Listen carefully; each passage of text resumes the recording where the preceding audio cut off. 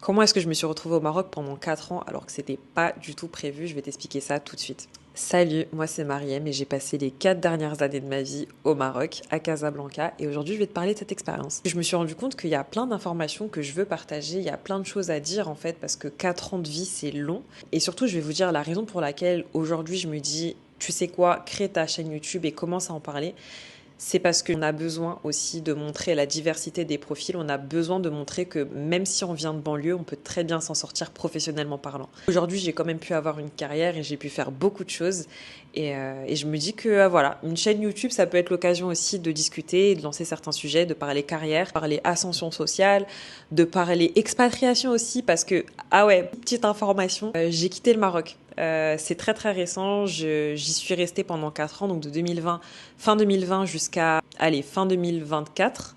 Et là, en fait, depuis 2025, je suis dans un autre pays. Je vous en parlerai très très bientôt, promis.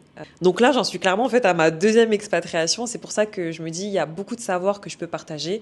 J'ai pas la science infuse, mais je suis sûre que les expériences uniques, ça aide, quoi qu'il arrive, les galères que j'ai pu avoir en déménageant, les doutes que j'ai pu traverser, si je peux vous partager ça et que ça peut aider, moi je le fais avec plaisir. YouTube, c'est nouveau pour moi, je vous cache pas, j'ai pas du tout l'habitude de créer du long format.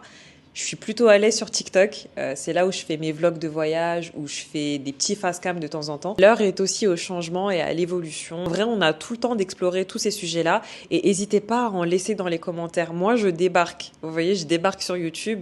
C'est hyper paradoxal parce que j'ai grandi avec YouTube. En fait, j'ai même appris l'anglais avec YouTube. Donc aujourd'hui, lancer ma propre chaîne, ça me fait quand même un peu chelou. Mais je suis vraiment ouverte à toutes les propositions. Donc, si vous avez des idées de contenu que vous voulez voir sur cette chaîne, n'hésitez pas à les mettre en commentaire. Je vous le demande même, s'il vous plaît, laissez-les en commentaire, comme ça me donnera des idées. Je pense que pour l'introduction, on est carré. Maintenant, on peut commencer à rentrer dans le vif du sujet, à savoir comment est-ce que je me suis retrouvée au Maroc pendant 4 ans. Alors, je vais commencer par me présenter déjà. Je pense qu'on peut commencer par ça. Je m'appelle Mariem, j'ai 27 ans et je suis née et j'ai grandi en banlieue parisienne de 2 parents sénégalais. Alors, je vais commencer par vous dire que c'était pas du tout prévu. Mais pas du tout. Alors, pour vous la faire rapide d'un point de vue scolaire, moi j'ai fait des études assez classiques. J'ai fait une licence à la fac, plutôt orientée littérature, médias, parce qu'à l'époque je voulais faire du journalisme. Et ensuite, j'ai fait un master 1 en communication globale et ensuite j'ai fait un master 2 en marketing digital. Donc, comment vous dire que déjà, avec ces deux cursus-là, j'étais déjà dans une promo où on était très nombreux, avec beaucoup de personnes qui voulaient en réalité faire la même chose que moi. Et ça, dites-vous, c'était entre 2016 et 2020. Donc ça veut dire que c'était déjà il y a un certain temps. Je sais qu'aujourd'hui, la demande est encore plus élevée, qu'il y a encore plus d'élèves qui sortent de ce type d'études. En fait, ce qui se passe, c'est très simple. C'est que 2020, c'est la fin de mes études, mais 2020, c'est aussi quoi? Le Covid. Et ça, j'avais pas du tout prévu ça en fait. Donc là, ça veut dire que concrètement, l'année scolaire est en train de se terminer. Je sais que mon cursus, il est déjà ultra bouché parce qu'on est super nombreux et même dans ma promo, il y en a plein qui n'avaient même pas trouvé d'alternance. J'avais eu la chance d'en trouver, mais je savais que la communication et le marketing, c'était déjà très très compétitif. Et en plus de ça, tu rajoutes un truc comme le Covid où personne ne savait concrètement ce qui allait se passer. C'est-à-dire, on était tous totalement paumés. L'avenir, il était très incertain. Aujourd'hui, quand on y réfléchit, on se dit, vas-y, Covid, c'était tranquille. Mais sur le moment, c'était ultra stressant comme période pour les étudiants. Et en fait, je vais pas vous cacher, moi, je me suis jamais vue rester en banlieue parisienne toute ma vie. Très tôt, je savais que c'était pas ce que je voulais pour moi. En fait, je sais pas trop comment vous expliquer ça, mais j'arrivais pas à me trouver dans l'environnement parisien. C'est-à-dire que c'est-à-dire que j'étais pas très intégrée dans Paris même. J'étais plutôt dans les banlieues de Paris. Et je me reconnaissais pas là-bas, en fait. J'arrivais pas à me dire que mon train de vie, ça allait être ça. Ça allait être prendre le T1, prendre le RERD, prendre le RERB. No shade. Aucun jugement si c'est votre quotidien actuel. Je sais à quel point c'est pas facile. Mais moi, en fait, je ressentais un mal-être. C'est-à-dire que quand je me levais le matin pour aller à l'école ou pour aller au travail et que je devais être serrée dans les transports, j'arrivais juste pas. Et à un moment donné, c'était juste déprimant pour moi. J'ai commencé à avoir cette obsession de partir, vraiment. Et j'ai commencé à dire à ma famille très très tôt, vous attendez pas à ce que je reste dans Paris ou que je reste avec vous, je vais m'en aller. Mais maintenant, si on revient à l'histoire du Covid et donc la fin de mes études, Ok, tu as cette envie de partir, ok, tu as cette envie de t'expatrier, mais où est-ce que tu vas aller? Où sont les opportunités? Tu travailles t'as étudié dans un secteur qui est tellement compétitif que tout le monde cherche en fait un poste comme toi. Tout le monde cherche un VIE, tout le monde cherche à s'expatrier et à travailler dans la com. Donc comment est-ce que tu te démarques? Et c'est là que le culot entre en jeu, culot mélangé à de la spiritualité, de la foi, parce que je suis quelqu'un de très croyante. Donc comme je vous ai dit, j'étais en alternance. Il me restait littéralement juste une semaine avant que je doive rendre mon ordinateur et rendre tout mon matériel électronique à ma société. Donc je me suis dit, tu sais quoi? J'ai postulé, j'ai envoyé des CV, j'ai pas eu de retour, j'ai essayé de postuler à des VIE, ça n'a pas fonctionné. Bah tu sais quoi? Je vais envoyer des mails parce que j'ai accès à l'organigramme et donc je vais contacter des gens. Et quand je vous dis que pendant une semaine non-stop, j'ai envoyé des centaines et des centaines de mails, je ne mens pas. Et j'envoyais des mails absolument partout dans le monde. C'est-à-dire que je travaillais dans une multinationale, donc en fait j'ai tout simplement écrit à toutes les personnes qui faisaient du marketing ou de la communication dans cette multinationale. Et je vous dis la vérité, je ne vais pas vous mentir, je me suis pris plein de vues, plein de remis, plein de personnes n'ont même pas daigné ouvrir soit mon message sur Teams ou même répondre à mon email. Mais sur cette centaine de mails, j'ai quand même eu quelques réponses et parmi ces réponses-là, j'ai eu une réponse du Maroc. J'avais pas le Maroc spécifiquement en tête, mais j'avais en tête de commencer à travailler à l'étranger avec une expérience qui me stimulerait et ça a été le cas.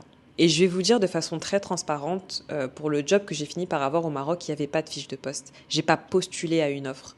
Ça a été du coup au networking, au culot et à la discussion qu'on a créé ce job. Et c'est le cas pour énormément de postes. Donc j'en profite pour faire une petite parenthèse et vous donner aussi ce conseil-là. N'hésitez pas à aller parler aux gens. Il y a plein de jobs qui ne figureront jamais sur des fiches d'emploi parce que c'est un besoin qui est connu de la part des équipes, c'est un besoin qui est connu de la part de l'entreprise. Mais matérialiser ça dans une fiche de poste et lancer tout un processus RH, des fois, les gens ont juste la flemme, tu vois. Donc, c'est pour ça qu'il faut vraiment pas vous limiter. Quand vous êtes en recherche d'emploi, n'hésitez pas à aller parler aux gens tout simplement.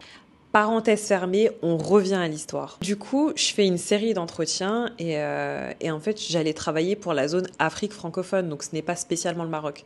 Alors, le compromis qu'on avait convenu initialement, c'était quoi? C'était que j'allais travailler pour le Maroc pendant quelques mois et ensuite, j'allais pouvoir me relocaliser dans un autre pays. Et à ce moment-là, j'avais en tête le Sénégal ou la Côte d'Ivoire. Sénégal parce que je suis d'origine sénégalaise de mes deux parents et Côte d'Ivoire parce que ça m'intriguait tout simplement. À cette époque-là, j'étais jamais allée en Côte d'Ivoire encore, mais j'avais déjà un peu cette vibe que j'allais apprécier le pays. Les entretiens se multiplient, Covid continue de covider, donc clairement il n'y a rien d'autre à faire à part rester à la maison et moi revoir les fiches de poste, voir où est-ce que j'allais pouvoir potentiellement travailler, etc. J'ai fini par avoir la réponse que j'étais sélectionnée et ensuite tout s'est enchaîné extrêmement, extrêmement vite. C'est-à-dire que j'ai eu la réponse un lundi et le vendredi j'étais dans l'avion. Laissez-moi vous dire que à cette époque-là, j'étais déjà venue au Maroc, mais j'étais allée à Marrakech rapidement en tant que touriste. J'avais jamais considéré Casablanca. J'avais jamais passé du temps à Casablanca. J'avais jamais vu Casablanca comme une ville où j'allais m'expatrier et j'allais y vivre. J'ai essayé de chercher des informations par-ci par-là et puis après au final, je suis juste partie quoi.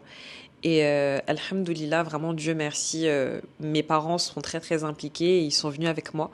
Donc, ils m'ont accompagnée jusqu'à ce que j'arrive à Casa. Ils sont restés avec moi pendant une semaine, le temps que je trouve un appartement, et ensuite ils sont partis. À cette époque-là, j'avais 22 ans. Donc, je venais juste de fêter mes 22 ans. Je venais juste de finir mes études. Et là, je me retrouve à Casa, dans une ville que je connais pas du tout, avec absolument aucun repère. Parce que bien sûr, je ne connaissais personne à Casablanca.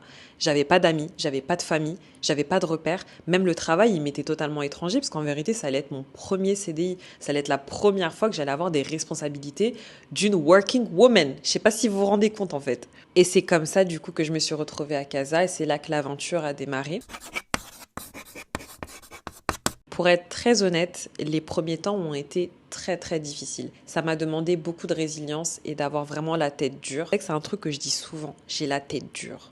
Moi, ma tête, c'est vraiment comme une noix de coco. J'ai la tête vraiment, vraiment dure. Parce que justement, j'ai dû me forger avec le temps. J'ai fait plein de petits boulots, plein de taf qu'on peut considérer comme ingrats. J'en ai fait. Je vous jure, j'en ai fait. J'ai fait plein de boulots physiques.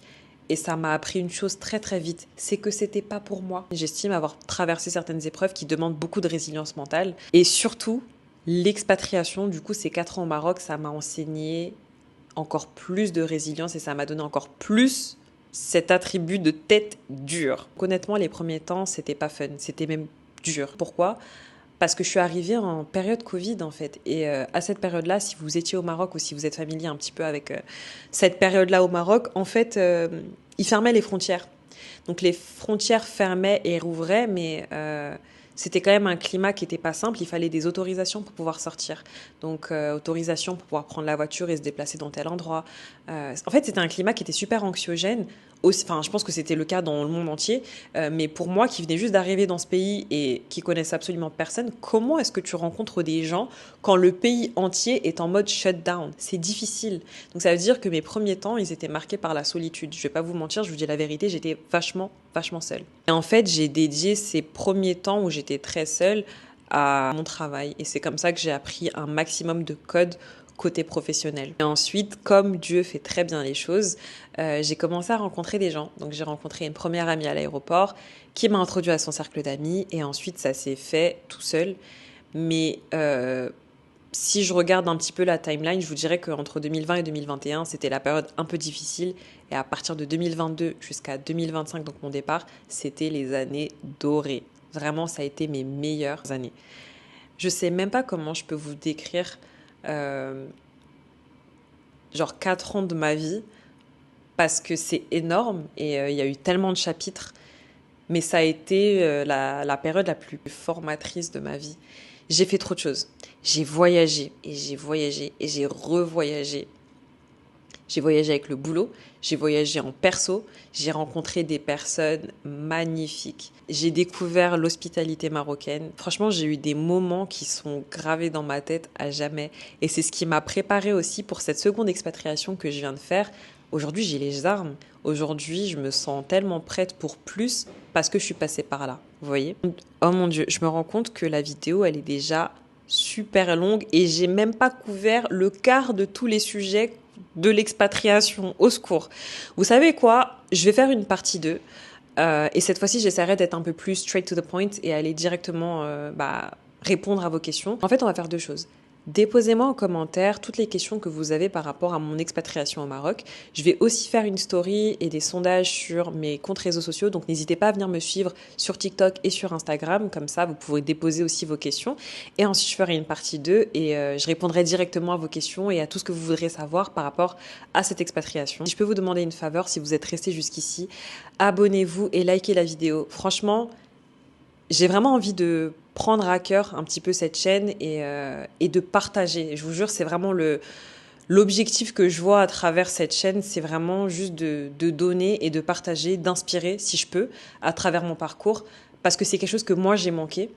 Et en fait, je suis sûre qu'il y a plein de sujets sur lesquels mon parcours peut potentiellement aider des personnes, que ce soit la partie professionnelle, que ce soit la partie voyage, la partie business, parce que j'ai créé 2 sociétés aussi dans tout ce tumulte, mais aussi plein d'autres aspects comme la spiritualité, le développement perso, la mode, la beauté, parce que franchement, moi, je kiffe tout ce qui est beau. Vous savez, mon motto, c'est quoi? C'est la soft life. Si vous regardez même mes comptes, moi, j'aime la vie douce. Et j'ai comme objectif de vie d'atteindre cette vie douce. Et là, pour l'instant, sans mentir, je vois que j'y arrive pas à pas et j'aimerais trop pouvoir vous embarquer aussi dans cette journée-là. Je démarre ce truc, je sais pas où est-ce que ça va aller, je sais pas qui ça aidera, je sais pas si on va pas être juste 5 à regarder mes vidéos, mais en tout cas, je pars avec l'intention de créer quelque chose de beau. Donc c'est parti. Abonnez-vous, likez et suivez-moi aussi sur mes réseaux personnels, Instagram et TikTok et je vous dis à très bientôt. Bye bye!